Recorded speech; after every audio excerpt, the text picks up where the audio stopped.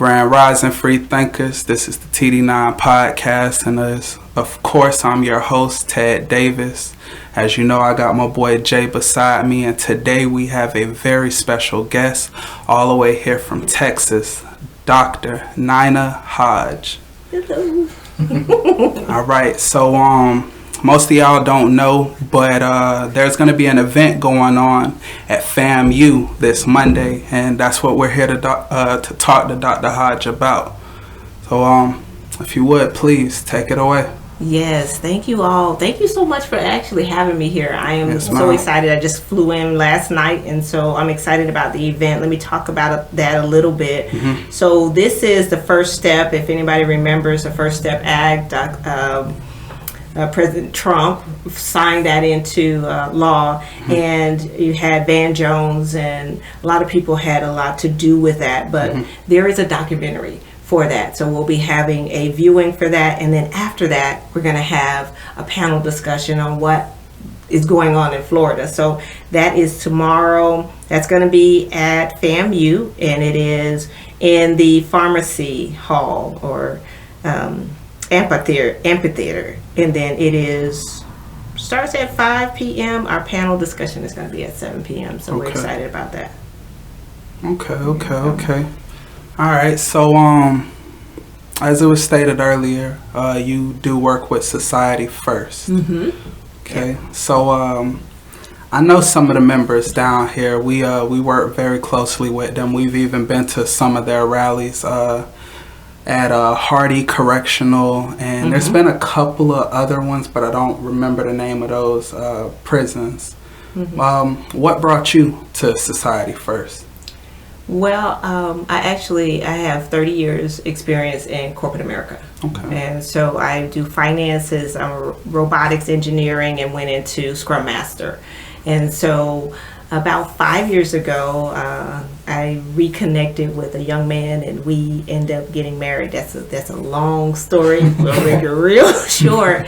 But I've always been an advocate for things that are just right. I want to do things that are right. But we started a nonprofit organization, 117 King Queen, and we were trying to just change how society or how the community reflects on or views the inmate or the ex-offender, mm-hmm. because it's the stigma that we're just trying to get rid of. Mm-hmm. And so some of the things that we were able to do out at Polk, we were able to feed all of the inmates. We did it 4 times last year, and then we during Black History, they had things like fish and grits, and they had a lot of stuff, barbecue chicken, jerk chicken. I mean, things that they don't normally get and haven't gotten in a long while. Mm-hmm. Did it again for Easter, but before that, during the pandemic, we had where the inmates were reaching out to the community. They wanted to do something for the community, so we were giving away turkeys,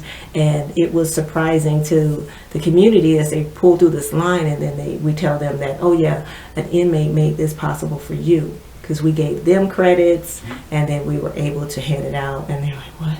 So in return, they did like Christmas cards, and they signed that. So I thought Society First, the things that they were trying to do in order to change the way society sees the inmate or the ex-offender, and it was a absolute perfect fit.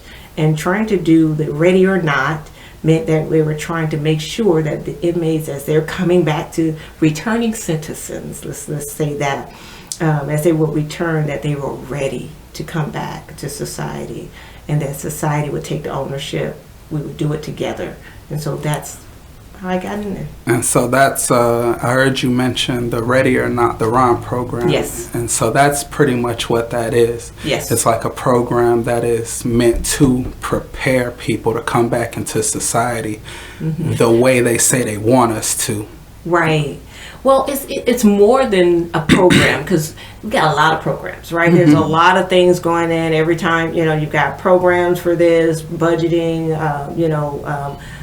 doing resume writing, preparation. This is a change in the entire system. Mm-hmm. And so that we would be able to bring this in. So now you're not anyone goes into the Florida Department of Corrections, they will be able to go through this whole system that is designed to make them ready to return. So this is changing not just the program, right, but changing the way we look at our criminal justice system. Okay. I'm feeling that. So have you guys had, like, outside of that particular situation you just mentioned with being able to feed some of the inmates, I believe you said it, Polk. That was Polk Correction. Okay. Yes. Mm-hmm. Have there been any other facilities that have saw what you guys were doing and wanted to reflect as well? Well, you know what, and that was under 117, but that was the first time ever done, and people said, wait a minute, they haven't done this before. Mm-hmm. And so this year we're looking to do it again. Unfortunately, we weren't able to do it, but it doesn't change the fact that it was done. We had actually buy-in from Florida Department of Corrections. It was approved all the way up. Airmark approved it. Everything was done, and we were able to come together, working together, community. We provided the food, the inmates actually did the cooking, and all of those things happened. Right. So let me jump over to Society First. One of the events, the first events that I had an opportunity to attend was Worship at the Fence. That was down in Avon Park, and what we did is, you know, if you imagine a road with a bunch of people standing with signs saying, this way, come this way, park here, if you need anything, we have anything. They had the what is those, the carts, like a golf cart, and they pick you up. You had lawn chairs. You had 1,500, you know, or more people that were outside of the rec yard on one side of the gate. You had the men who were on the inside of the gate, and they had a large, what was it, 18-wheeler that opened on the side, and we were doing worship together. Oh, that's beautiful. And we were right there. We were right there. When they said lift your hands, everybody was lifting their hands. And so you had community and on the outside of the fence and on the inside of the fence doing it together. So Society First was the catalyst to start that to happen. Abide Ministries took over. They had multiple ministries, and people were not looking at the young men who were inside that gate as if they were some sort of monster. And that was the point. That was the point. In that moment, it seemed like it became relatable, right, that we were all just human. Exactly. Yeah. Just humans. I can understand that. That. And that was really a beautiful thing to see that the church actually came and was a part, because I think that is something that has been lacking a lot lately.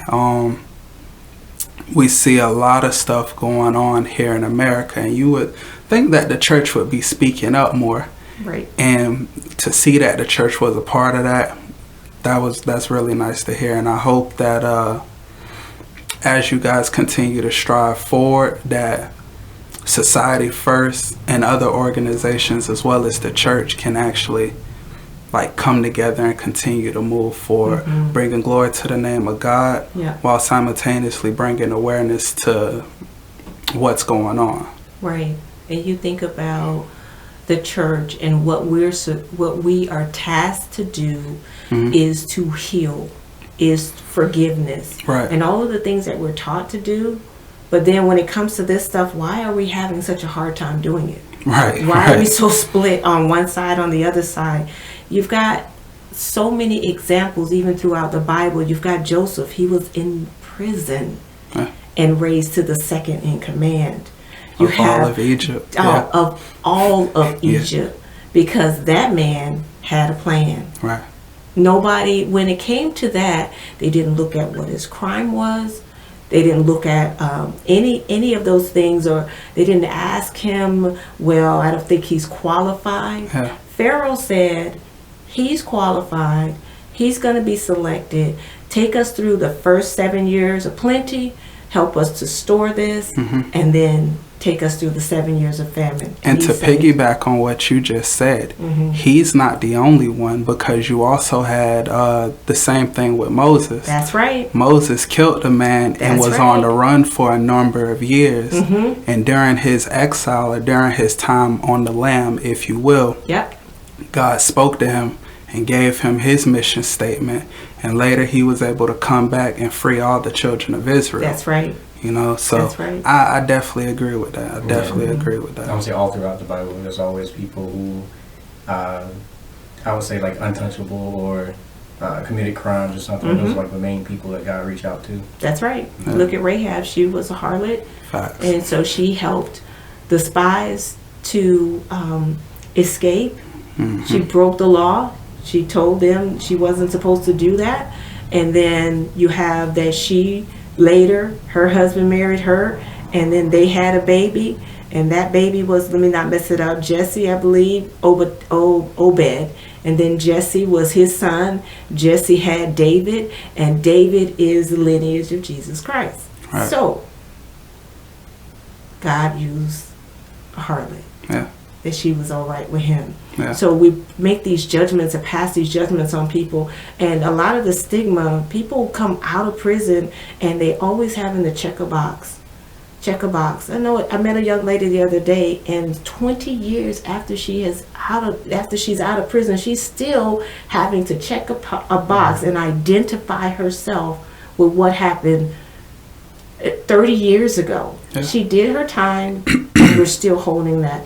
So how are we as Christians, or as, we're talking about, forgiveness in the Bible and all of this stuff, and yet we, when it comes down to it, no, we can't apply that here.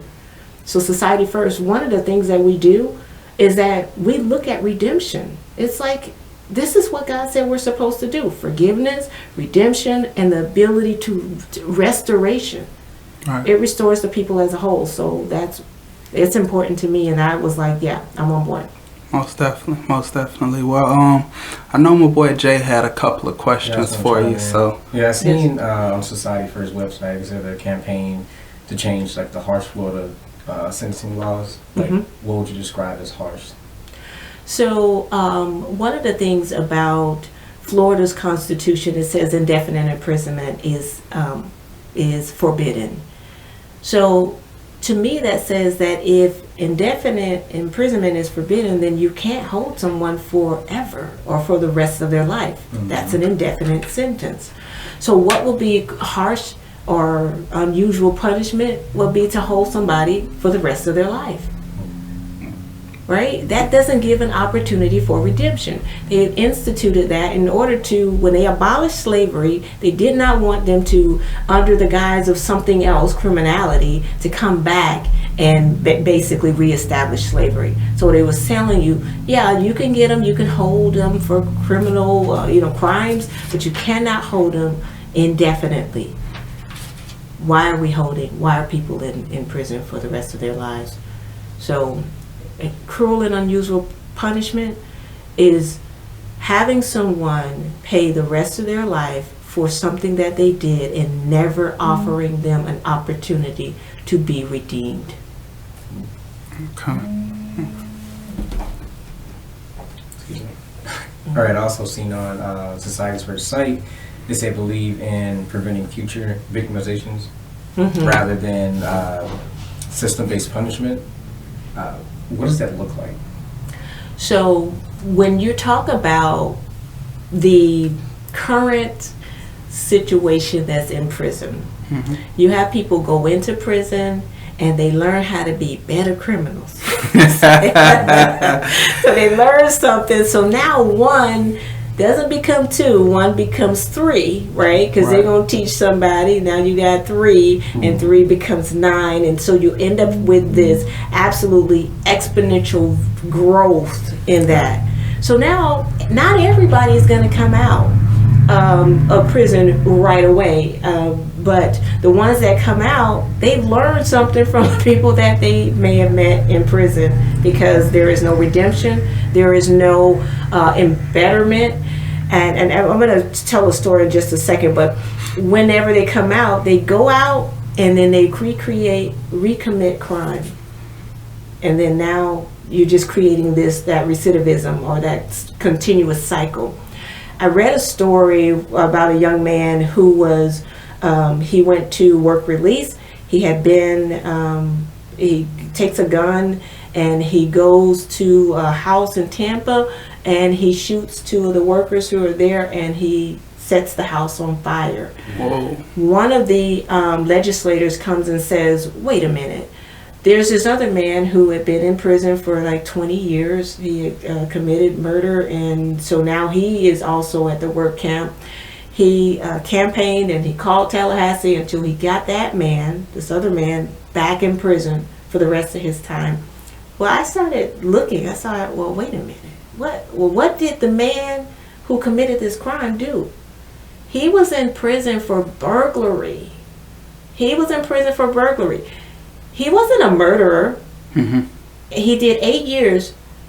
He went in a burglar. He came out a murderer. Mm-hmm.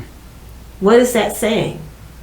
Because the only place he's been in the Florida Department of Corrections. Right. So Florida Department of Corrections took him from a burglar to a murderer. Right. The young man who was at work camp, who they made go back, who had his incident, who had been there 20 years, 25 years. Since the time that he still got out. Now he didn't have work release, so he didn't have any money saved up or anything like that. But I looked at that. All of this happened in like 2013. Mm-hmm. I looked from 2013 until 2023. There is absolutely nothing said about this man. Nothing. But then you have this other man who, burglary, he goes back to prison. Now he has a double homicide, a double life sentence, and he's back in prison now for the rest of his life. We, as a society, should have been more responsible to make sure that that did not happen. So, re-victimization, those two men that he killed when he came out they didn't have to die. Because when we had that, the young man with the 8 years, the burglar, we should have rehabilitated him so that when he came out, he was better and not worse. So that's what I mean by re-victimization. So you want me to say something else? No, I was gonna. I understand where you're coming from, but just for the sake of the viewers, mm-hmm. I want to try to give a little bit of pushback. Okay. And say, like, why is it our responsibility to do so? Because, like you stated, you got two different situations, two different individuals that both serve time. Mm-hmm. So that would lead you to believe that they were both in similar situations. But one made one choice and the other one made another choice. So you got one person that gets out, turns his life around and becomes a successful individual. Mm-hmm. But then you got another person who you said went in a burglar and came out a murderer. Mm-hmm. Is that not of his own choices? Because what does that have to do with the rest of us as a society? Because you have some of us who have never put ourselves in that situation mm-hmm. to either burglarize or to murder. So why should we be held responsible to help rehabilitate someone mm-hmm. who put themselves in that situation? That's a great question, because when we talk about society and we talk about our ownership and taking ownership in it, uh-huh. is because we want to make sure that people who come back to our society are mm-hmm. ready to come back to our society. If mm-hmm. we take the ownership of that, mm-hmm. then we can make sure that they're going to be ready. Right. Now, is it our issue or our problem? Yeah, it becomes our issue, because when they come back to our society, they talk about 90% are going to, eventually come back to our communities anyway. Mm-hmm.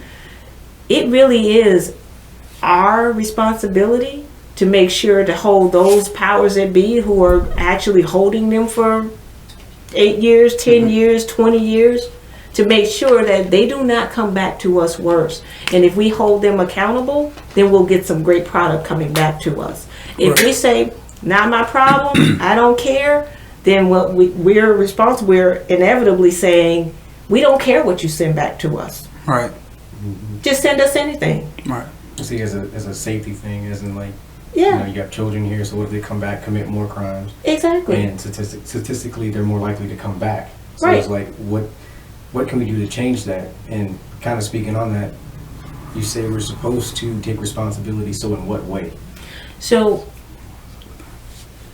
Not you. okay, sorry. So, in the way that we would take responsibility is, number one, putting something in place that's going to change the mindset of, there is a reason why he went down that path from the beginning, and then making them accountable to get better. That's what Ready or Not is about. It is an incentivized parole type of incentivized parole system.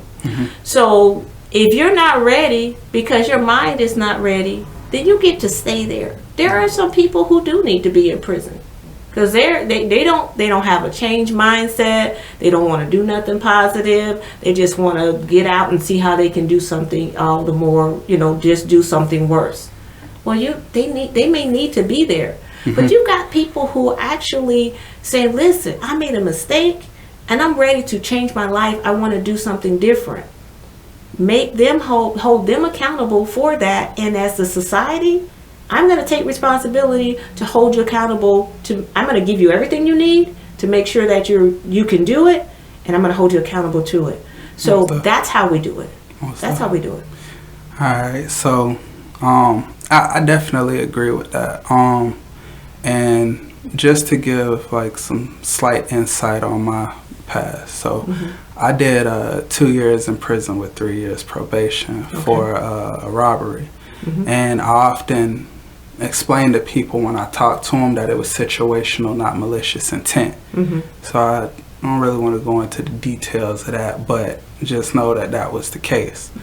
I remember like my last 6 months before I came home, because I was in a private camp, Lake City Correctional, and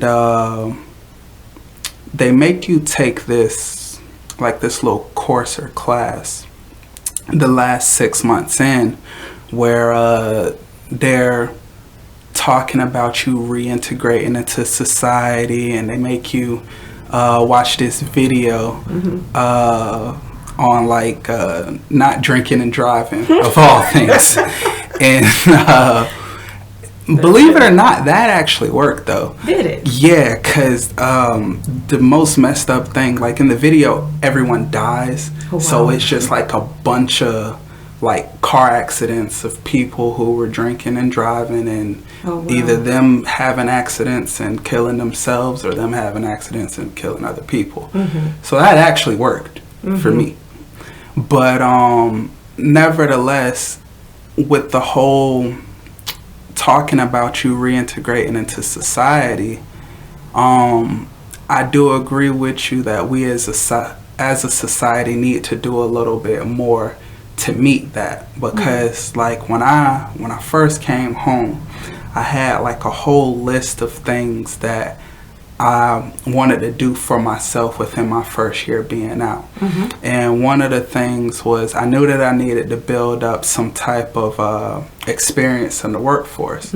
And so I was going to places like People Ready and other like organizations like that to try to get you like some quick labor for a couple of weeks or a couple of months and stuff like that. And after I had done all of that and I had got all the experience that I needed, I went and I started applying for better jobs with higher pay and all of that stuff. And every situation, it was, you meet all of our qualifications, we like you, you have a good personality, you're well spoken. But unfortunately, because of your background, we can't hire you, and we got to go with someone else. And like, it be like the little stuff like that, that if I didn't have the mindset that I have, and if I didn't know that God is real and he is truly living and that he had my back, so easily, I could have did like a lot of other people and turned back to what I knew. Yeah, I know how to make money. Yeah, you know what I'm saying? And like that is one of those like major issues that really needs to change. And like I said, thank God he put 3 specific people in my life that kind of helped me along that path. The first one was it was a restaurant job. I was a cook, and the company was going out of business and all, but it was just the simple fact that the guy had saw me walking up and down the streets that whole morning doing applications at different places, that even though he knew they were going out of business, he gave me that shot to put some type of money in my pocket. And then from there, I went into the construction business, and I did that for about 3 or 4 years. Another awesome guy that helped me along my path, and then finally, I ended up landing at a church with a particular fella that was the deacon of the church, and he works for the company that I currently work for.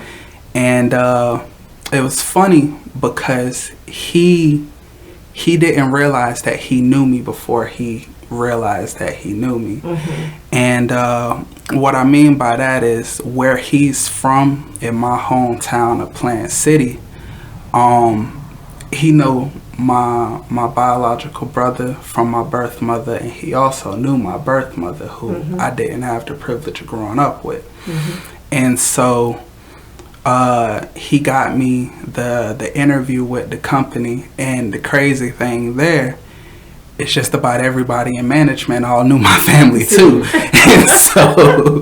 And I'm like, yo, and so you got all these people that's looking at me like, well, I ain't seen you since you was this small. And I'm like, I don't remember none of y'all. But nevertheless, those were doors that were open for me. And it's like, had those doors not been open, who knows where I would be right now or what I would be doing right now. That's right. That's right. Oh. Can I walk you through what a reintegration facility, what your journey would have looked like? What it would have looked like as you came into the Department of Corrections, and your mindset may not have been on the best, path, let's just say.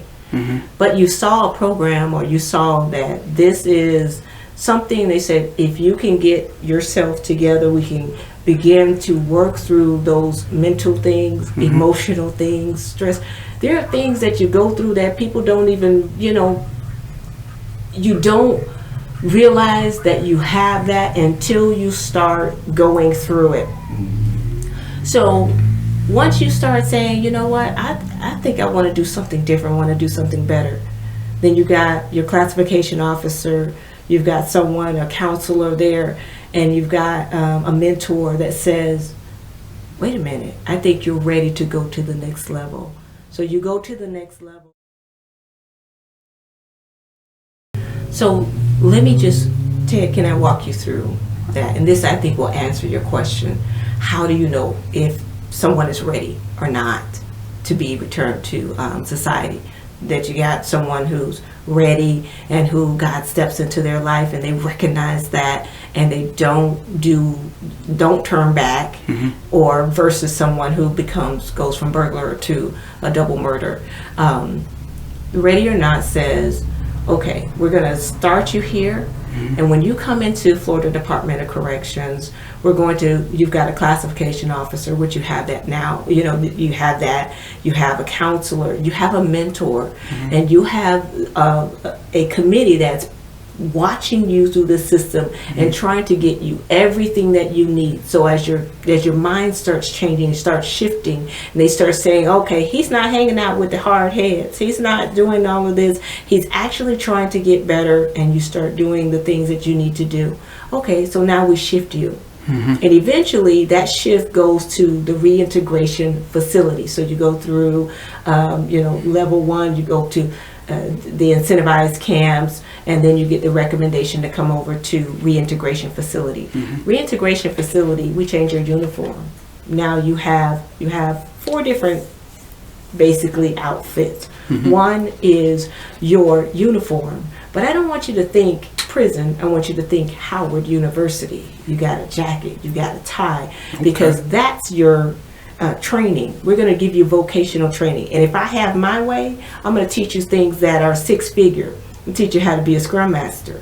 Teach you how to be, robotics engineer. Things that when people they look for you, they don't really care about what your background is. They want to know that you're going to select that company and you're going to come to work for them. Right. But now in that facility, you also we've changed that chow hall into a restaurant for those who want to have culinary. So maybe they want to get some training there. So they're going to be a chef at that time. But you're also going to know it's co-ed as well. So when you're in your learning, you've got one uniform. That's the Howard University type of your jacket that makes a difference. So we're disassociating with what is the inmate or something negative, and now you're positive. And then now you have the next thing you have is the casual, no pants hanging off or anything like that, but it is the business casual. We got you in that uniform or that attire. Then you have your formal attire, because you're going to be attending events. So you're going to need to know how to dress at those events. And then finally, you have, of course, your business wear, and you're going to be actually working. You have a job. We've got community partners that are coming in who need the work that I just talked about. They need it now. So you're going to interview and you're going to actually have a job and you're going to be working now. So when you actually exit those gates, you already have a job. Right. You're just shifting from inside to outside. You got co-ed dorms. You're going to a restaurant. If mom, dad, or whoever you want to invite to come to see you, they can come to the chow. It's not a chow hall anymore. It's a restaurant. You get to order a menu item for your family. You're learning etiquette and which forks do you use. Some people don't even think about that. But that's what you will be prepared for. You're going to have a job that you got to be to. We're not going to tell you. Nobody's going to wake you up and say, you got to get up at this time. You got to take a bath. No. You're also going to be able to pay bills, because you're going to have your own pod, your own place inside there. So you're responsible for paying bills, light bill, water bill, your cable bill. You'll have a cell phone in there. Okay, you got a tablet, you got a computer, because you've got to work. Oh, wow. That kind of leads me to the next thing. I'm like, you ready? Sign you up? Yeah, I like that. That would have been great. That would have been awesome. Okay, something like that. Yeah. How is something like that funded? Or I know you said they're paying bills, so they're working, but as in like get in the ballroom and how are you gonna the uniforms and things like that? Because like I like what I'm hearing, but at the same time, just like I said before, a lot of people want to help. Yeah. But if it comes out the taxpayers' dollars, people are a little more hesitant, to get that help. So like. And not only that, where first would that be instituted? Like, would that be for more so like private owned facilities, or would that be like the actual the state? The Florida Department of Correction. We're asking them for a facility. Just one like test on at the time, like, hey, this is our prototype. We're gonna give it a run. Absolutely. Okay. Give us a facility. Let us do a run, because remember now there's a process. I just walked you through the process, and I kind of did it kind of overview. But by the time you get to that reintegration facility, you're the creme de la creme. You're the cream of the crop. Right. You've already gotten there. How do we pay for this? One, you have community that's actually coming in. You got businesses that are coming in that are looking for you. So for them to be a part of the program, now they get to, there's a part of that goes into that's supported. For your basic things that are needed, the facility, Florida Department of Correction has a budget. They have to staff that facility anyway, so nothing changes for them. What changes is the extra things that you mentioned about the uniforms and how we have that. We have community that actually is coming in. We have businesses like Address for Success. They do that now for people that are on the outside, or they're going to court or different things like that to prepare for jobs. So we have them actually step on the inside. You also have other businesses like Amazon. Take for instance Polk Correctional. It's got a big huge warehouses, buildings. They could hire a lot of people to actually do that work. Well, the reduction potentially in the wage, a little bit, not a lot, but the difference could actually go into supporting the program. Plus we have funders who are looking to come aboard, but we are looking to be self-supporting. Okay. Self-supporting. Laundry, everything is, if you think about it, like laundry, it's a laundromat, and the person who works in the laundromat also lives there, and so you can come there, you're making money now, right? And so you're paying your bills, that money is coming in, right? You're learning how to do that, you're washing your clothes, so you're paying for that. You're coming to the restaurant, it's a restaurant, not a chow hall, so you're paying for that. It's the same way that we support our community. You make money because the company comes in, hires you, you're making money, and the same way you pay for these lights, you pay for lights there. Okay. That sounds awesome. That really does sound awesome. And like the way you broke it down, it does not seem like it's not attainable. It is absolutely attainable. We've been bold enough to ask them, we want a facility. Right. And I started out earlier with 117 being able to come in. We had community that came in, provided the food. The inmate population, they did all of the cooking and preparing the meals. They coordinated every single thing, every aspect of that. Right. 4 meals during Black History. Did it again for Easter last year. So it's absolutely doable. It's within the guidelines. So there's no rules being broken by doing this. The food, it met all of the nutrition guidelines, all of that. We got approvals all the way up from Florida DOC as well as from Airmark. And we had the community that came in. Our organization, 117 did the preliminary for that. So I know from that we can do this. We can take this and make this bigger. Right. There is nothing that says that you can't wear a different uniform. Right. There's nothing that says that you can't wear regular clothes. If that was the case, when you have work release, they wouldn't be able to wear regular clothes. Right. So that there is no restriction that will stop us from doing this. We just need a facility. I said, give me a prison.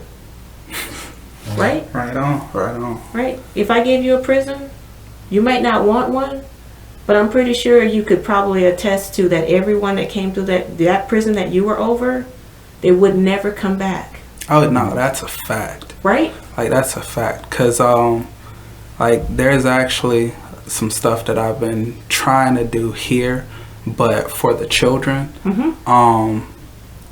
But the Department of Juvenile Justice has been giving me the runaround. Oh my God, they've been giving me the runaround. And it's kind of like what you were saying.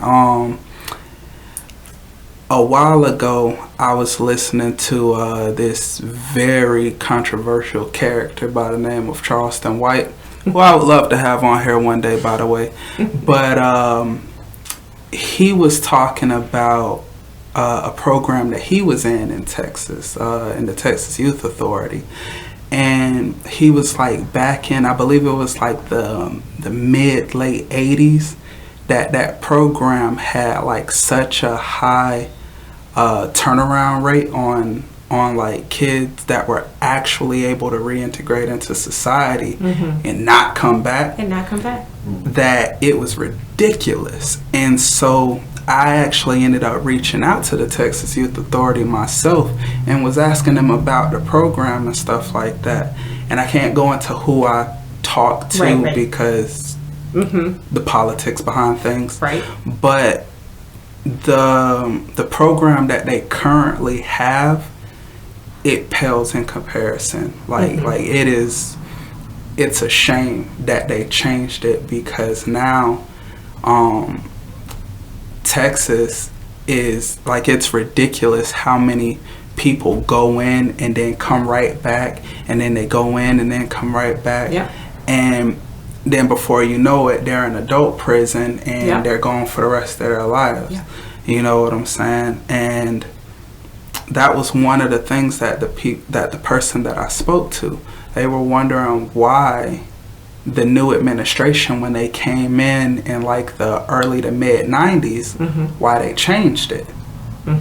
And the only thing that I could think about goes back to something that you said earlier before we got on. Follow the money. Follow money. You know what I'm saying? Yeah. Because they don't make money when they go home and stay home. Right. True. And that's one thing that I know that's true, because like coming from Polk County, Florida, I know Frostproof allegedly is owned by like 5 to 7 judges, and they get bank for everybody that they have in there. And it was to the point that back in like 2012,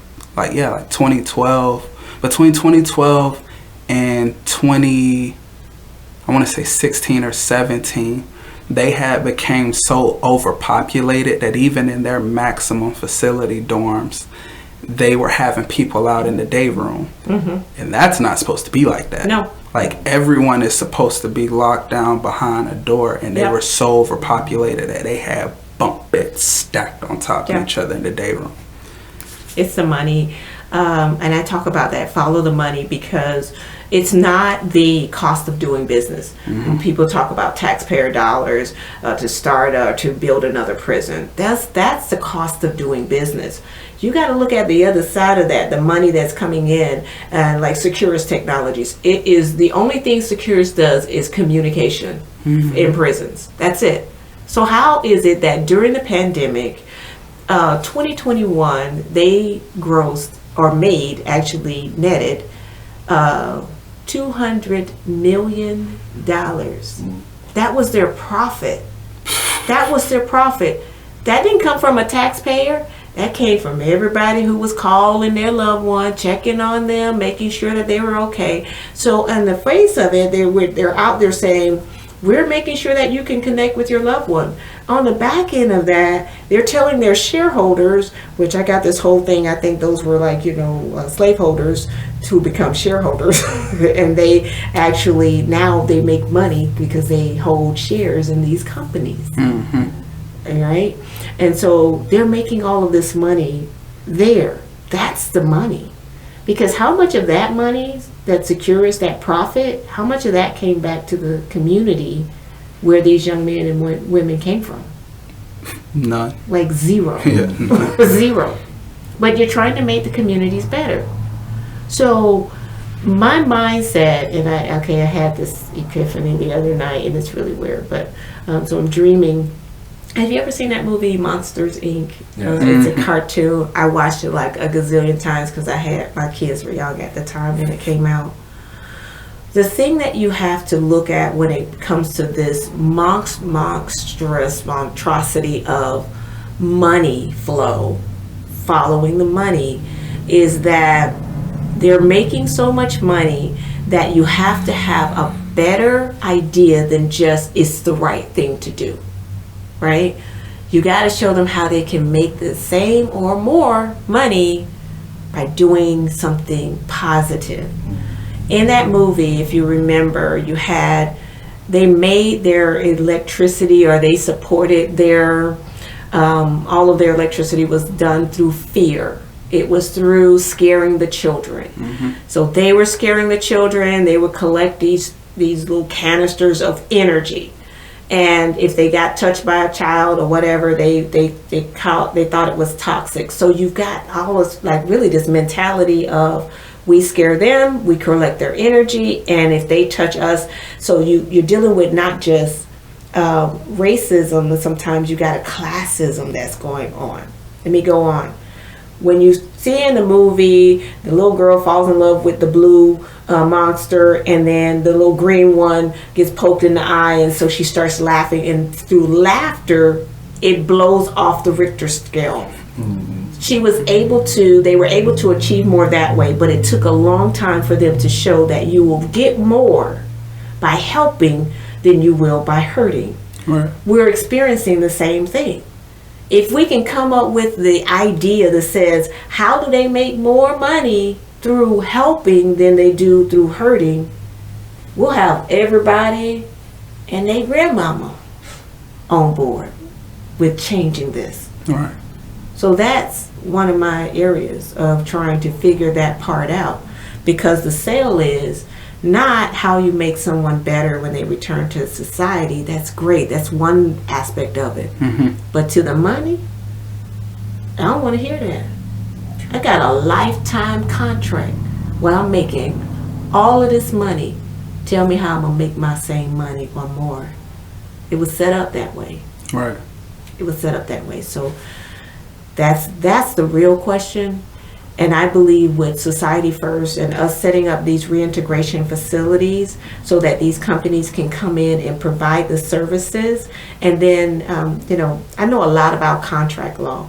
Doesn't matter with contract law. If I contract with you and I say, I'm going to pay you $1 million to sit here and talk to me for 5 minutes, right? And you say, cool, right, I'm signing for it. Let's say, I'm going to pay you $10 to sit here and talk to me. Now, you're not in the conversation at the same time. You got your contract, I got your contract. So we sit down, you see me, just, and I give you your $10. Hey, wait a minute. My money. What can you do? Nothing. Because I have a contract with you. So the contract, the Florida Department of Correction has the ability with any company that comes to them to make a contract, and they can actually have an allocation that says, you know what, when you make all of this money, a certain percentage of this money goes back into the community that these young men and these women came from. That's how you make the community better. Right. Why won't they do it? It's got shareholders. They got people to pay. So I'm just, I'm here to talk about it. I know we can fix it. And Society First, we are doing things. The life sentence, that is the crux of what we believe, that the only reason why we have all these life sentences because they need to support the foundation of following that money or having that money. That's guaranteed forever.